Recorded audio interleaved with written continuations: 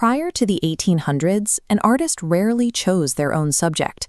Religious institutions and authoritarian powers held the purse strings, meaning kings and holy men dictated the precise contents of every canvas.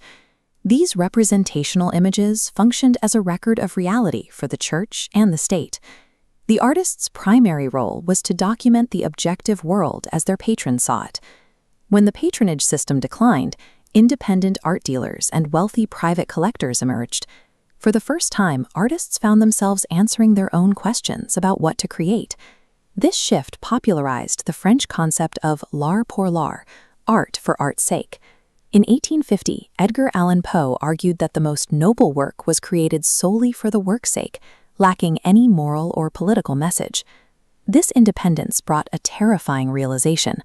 Without a patron dictating the subject, the artist had to decide for themselves what was actually worth seeing.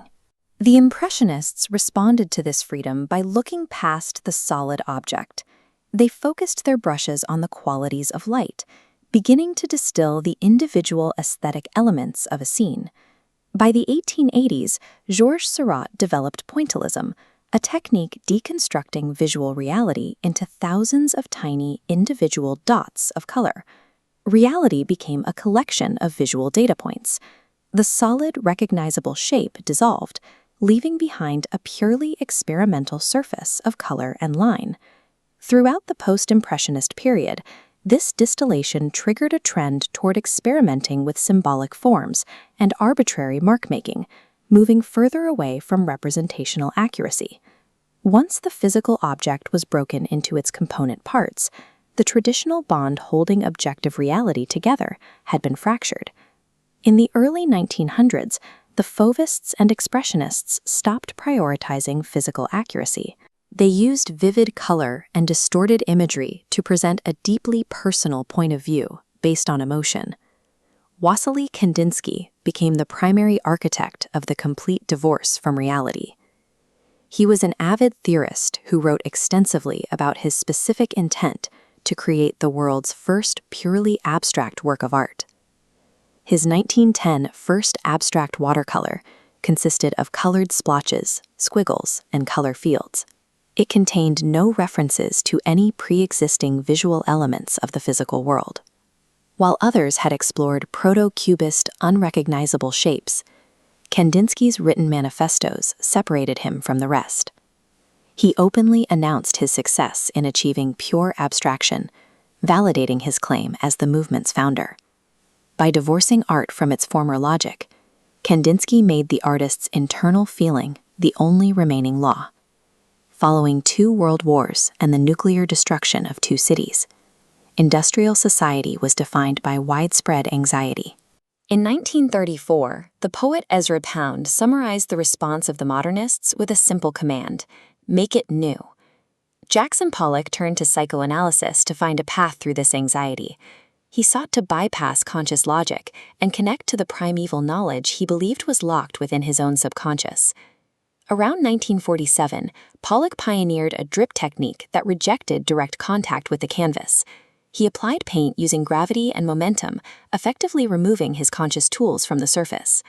This process allowed him to map the raw physical forces of the mind. By letting physics dictate the application of color, he created a realm of pure abstraction based on movement and force. The finished canvas stood as a physical artifact of that subconscious experience. The object was erased, leaving only the record of the artist's movement. Pollock's visceral process transformed the canvas into a unified physical form. The focus shifted away from the image and toward the materiality and texture of the work itself. By the 1960s, Donald Judd and the minimalist movement rejected both the illusion of traditional painting and the raw emotion of the past. Judd became the primary theorist for an art that pared down visual language to its essentials. Minimalism sought to purify space using hard-edged lines, minimal texture, and modern industrial materials. Rather than abstracting an outside reality, minimalist artists manifested shapes and colors in 3-dimensional space. Their work inhabited the physical world in a strictly literal, representational way. This was the logical endpoint of the abstract quest.